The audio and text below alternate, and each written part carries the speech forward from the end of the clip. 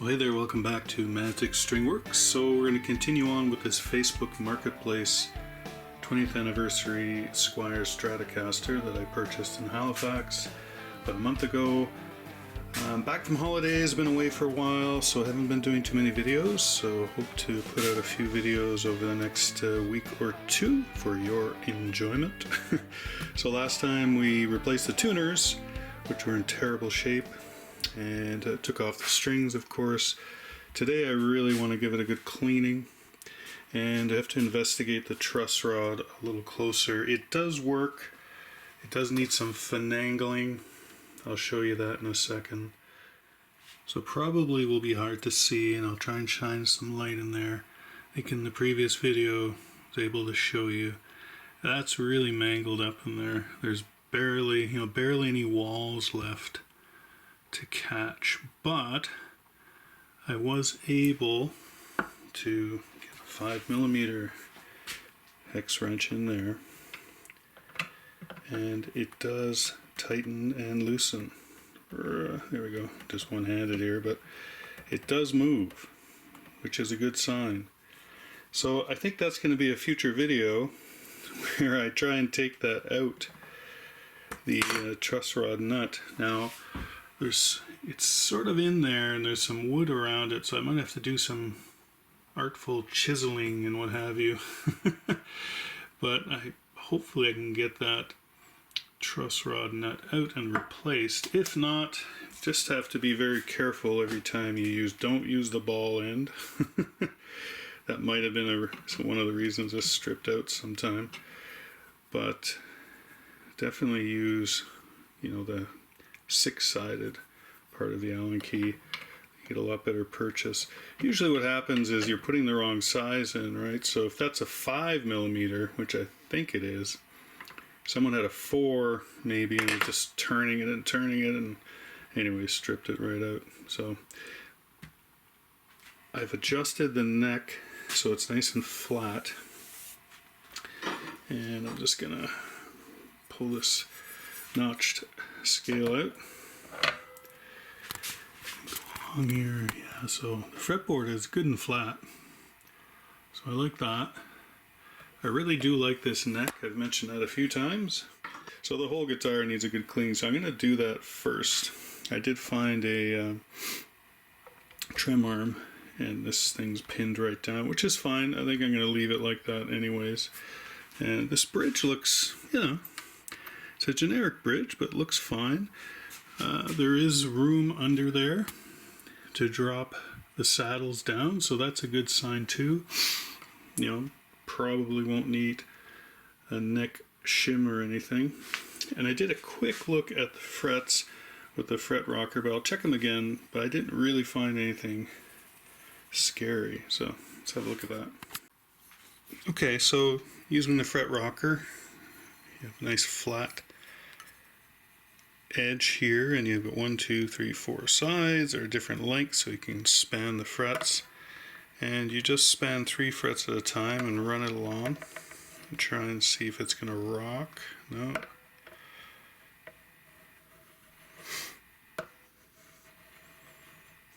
So again, it's relative to each other. But as long as you don't get any rock, you're probably not going to have an issue the whole way down, right? Okay, so I'm going past the camera here, but I can tell you that I checked them all and they seem fine. I think these have been dressed down before, and someone did a pretty good job about it. Now I want to check the height of the frets because they felt a little low, but they probably aren't. Here, I'll check the 3rd fret here. So 38.5, so 380 thousandths. 38 thousandths, sorry. So that's pretty high, that's pretty good. They're low, considering, most frets today people will play it around 45. But I'm not too concerned because really when the frets get to 30 thousandths and below, well, that's when you really need to consider changing them out. But I'm going to give this fretboard and this whole guitar a good cleaning right now.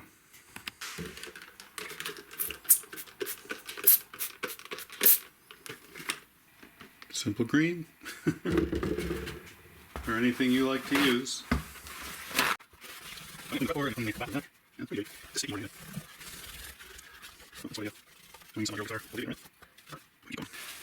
This is that nice neck I like so much.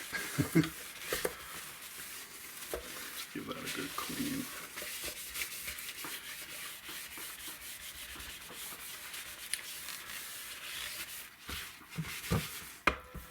So I cleaned it up too, give it a bit of a buff. Oh. Yeah, that's good. Oop. Yeah, that feels a lot better. I like that neck plate. 20th Anniversary Squier by Fender. Yeah, really cool. Freedom of expression since 1982. So instead of just using the fret erasers, which I use quite often, especially in this case, the frets aren't very dirty or dinged or anything, I think I'm going to use the Shinex pads here that I have from Solo, and they come in various grits, and they start from 80, 120, 240, which is going to be way too aggressive. And I think I'll start with, this is 400, and then 600, 800, and 1500. And I think that'll just give me a nice little polish. It gives you a bit of a matte finish, which I kind of like. But I'll probably go over it after with either some 4/0 steel wool or a little polish. But I'm going to tape this up first because it is a maple fingerboard. And I'll get at it with these Shinex pads. What do you think of these? Have you used them? Let me know in the comments, okay? You've probably seen this tape roll dispenser on my workbench here, but I haven't really featured it in any videos. So anyways, I can put whatever sizes you want, I guess, but I've got these 3 sizes here. And it's kind of nice because it's right there, easy to grab. I can just go along.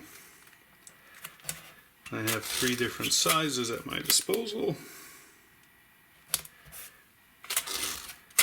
Makes it pretty easy. You can also put a, the fatter, like 2-inch one or whatever you think will work, but these usually work fine for guitar. Of course, you put the tape just on the inside edge of one side of the fret until you don't have any space anymore. I'm pretty much, so here I am at the 6th fret, and my 1-inch or 3/4 tape fits perfectly right there, so I'm going to have to start cutting after that, or come back and then put the smaller one, so it's a 1/2 inch right here, and then take another piece of 1/2 inch and just come along the back here like that. So I'll go along and finish up. If you leave the wings here, it's a lot easier to pull it off after. So I'm down here at the 12th fret, and my 3/4 tape's going to be just a little too big. So I'm going to butt it up against one inside edge of the fret, and I'm just going to push it in. Here, I'll actually do it the other way so you can see it better on camera. Put it in like that, and then I'll go like this, push it on in. And then taking a nice sharp blade, just run it on the underside of that fret. Make a little score in your tape.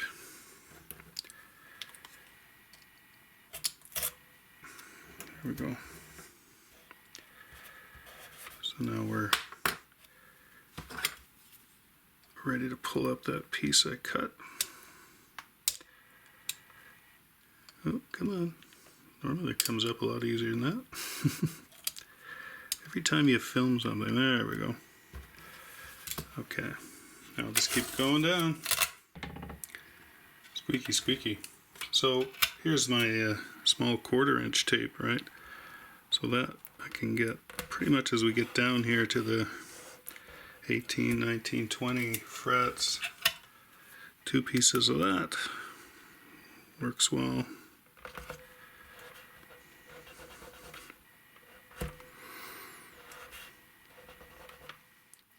Here we go. Okay, so I'm going to start with these Shinex pads here, and so we've got the 400, and we're going to move up the grits, 600, 800, 1500 I believe it was.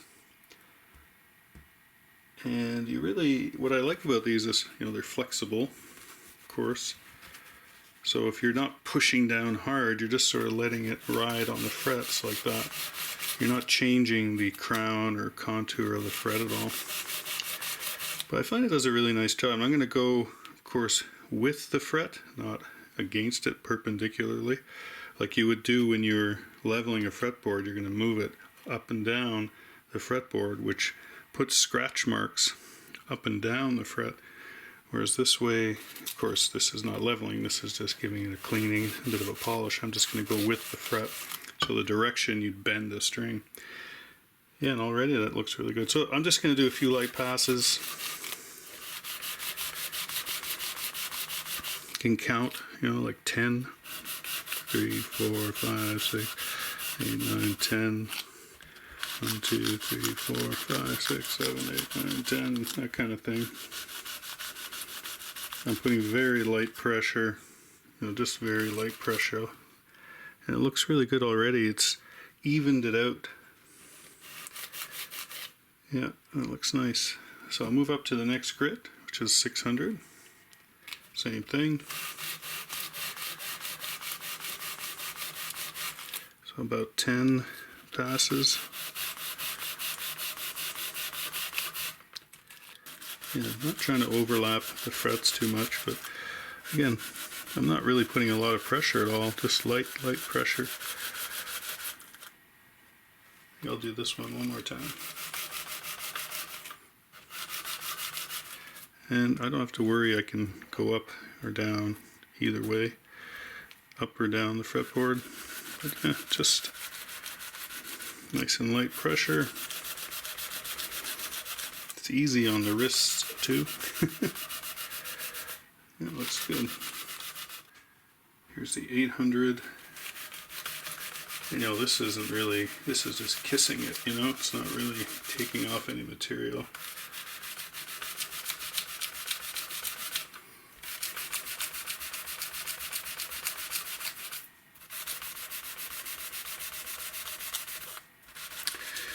Polishing's interesting because if you really polish your frets to a high gloss, right, that they look amazing. But then after a week of playing, they're all scratched up again. So the super high polish is great, but you know, other than the first few days of playing, it's going to scratch up right after. But you know, it's always better to have smooth frets, of course, right? So you don't have to be crazy about it, unless you really like the look. And these are looking nice. So here's the last one.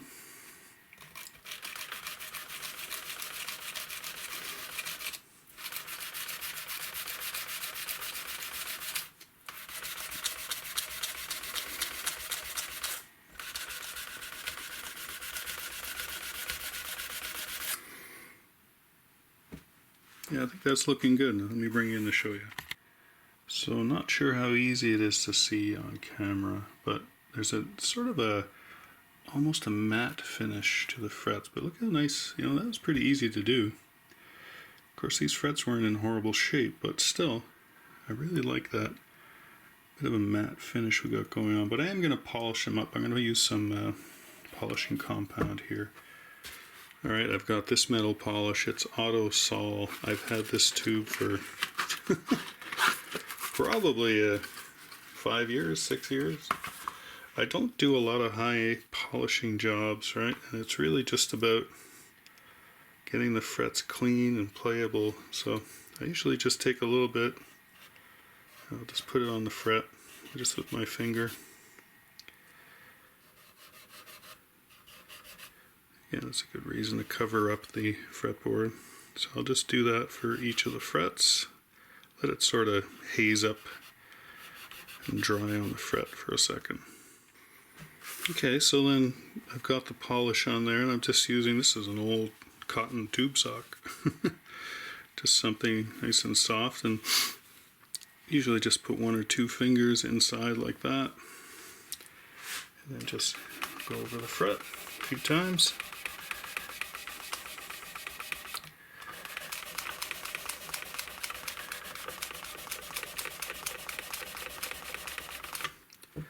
Well, and you'll see that the polishing compound, comes off on the cloth, so just move it over a little bit. Let's continue along.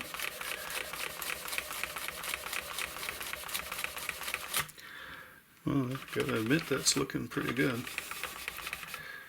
I'll bring it in close on the next one. Okay, so you should be able to see the difference. It's pretty obvious that it's going to be shinier, right? Yeah, look at that. I'll do the next one over. There is something satisfying, of course. Seeing that nice high polish. But sadly, it disappears with play. Alright, okay, I'll do the rest of them. Alright, well, now it's time to remove the tape, which I guess some people really like, right?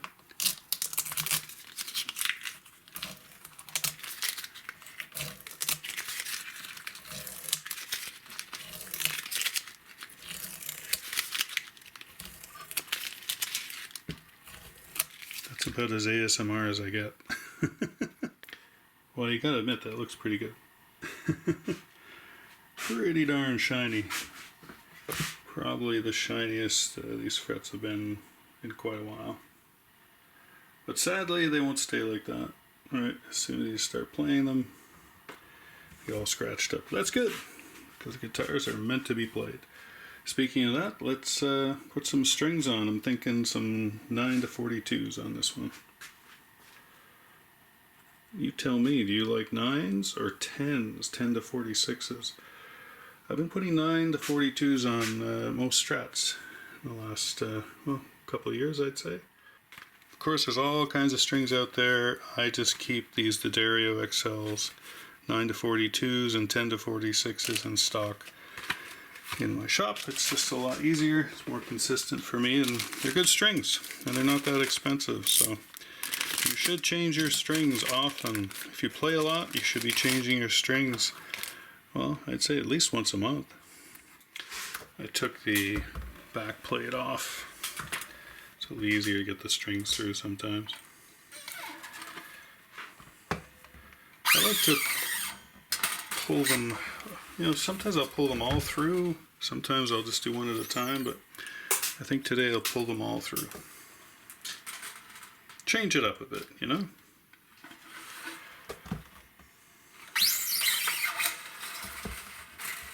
Okay, I've got all the strings through. I'm going to pull them back for a second, because if you remember, and I'll bring the camera in a little closer. So if you remember from the previous video, I asked, is this intonation? Well, that's not intonation. It shouldn't curve outwards like that. The first string should be the highest saddle, and then it goes steps back, second and third, and it pops up again on the fourth string, and then it steps back for the fifth and sixth, generally. Every guitar is different. Sometimes you get some strange things going on, the intonation, but this is a 25.5-inch Fender scale, so that means that if you measure from the front face of the nut to the saddle, you should be at 25.5 inches. Now, that's at 25 3/4, so that's way too far back. It should be 1/4 of an inch up. So what I'm going to do is I'm going to, and someone probably did that because if you remember those old strings that were on there, they probably didn't intonate well at all. So they were trying to figure out a way to compensate. So I'm going to move this first string up to right about 25.5 inches. And again, I'll get the tape out. And it's approximate, right? You just get it close to where you need it, and then you can adjust it after. So I still have to go forward about 1/16 of an inch or so. Well, about 1/8 of an inch.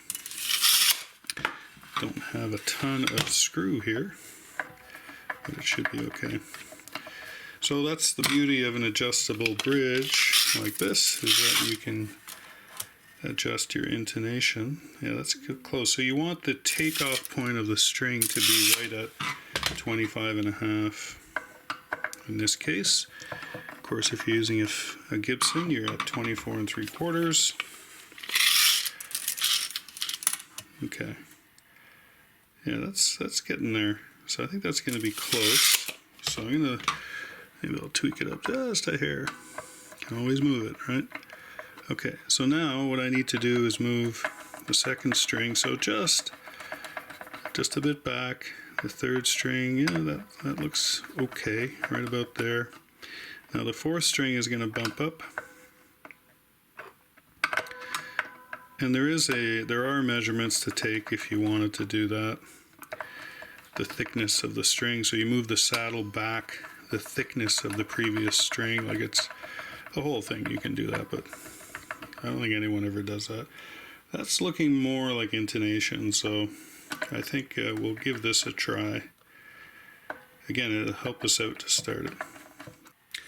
If you want to know what the scale length of your individual guitar is, even though this is a Fender and should be 25.5 inches, they're not always perfect. So if I push this up against the front of the fret, the nut, sorry, and I go to the 12th fret, I've got 32.4, so 324 millimeters. And if I look at the inches side, I'm at 12 3/4, so right at the middle of the fret. So this one is actually bang on. So you take the measurement from the front of the nut to the 12th fret, the center of the 12th fret, and you times it by 2. That should be your scale length. So this guitar is showing a true 25.5 inch scale. Like I said, doesn't always happen. So if it's a little shorter or a little longer, well then you know where your intonation point should be for the first string. Alright, so these new tuning machines are going to make everything so much better on this guitar. Again, that's the number one, in my opinion, the number one upgrade on a less expensive guitar is just put some decent tuning machines on it. And that way, you know you will have a little more tuning stability and it'll be less frustrating as you try and chase the reason why your guitar is not in tune, or the things are just falling apart like these ones were. So again, I like to go, pull it through, goes 1, 2 tuners past on the wound strings, pull it back, give it a little wrap. I don't do any fancy knots, as you probably know. I don't think you need them, as long as your string is going underneath the hole in the tuning post and it's winding down. It's going to keep tension on the string just fine.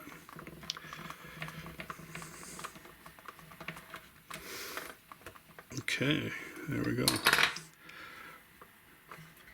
Okay, well, I'm going to keep stringing up this guitar, and once it's strung up, we'll do a full setup video. Again, I'm really just trying to show you that you can find something on Facebook Marketplace or in a used market somewhere that's pretty decent. And this one was $150. I just like the way it feels. I kind of feel like it's going to be a player, like a real good guitar. But hey, who knows? All right. Next video will be a full setup, and then we'll be done with this Facebook find. See you in the next one.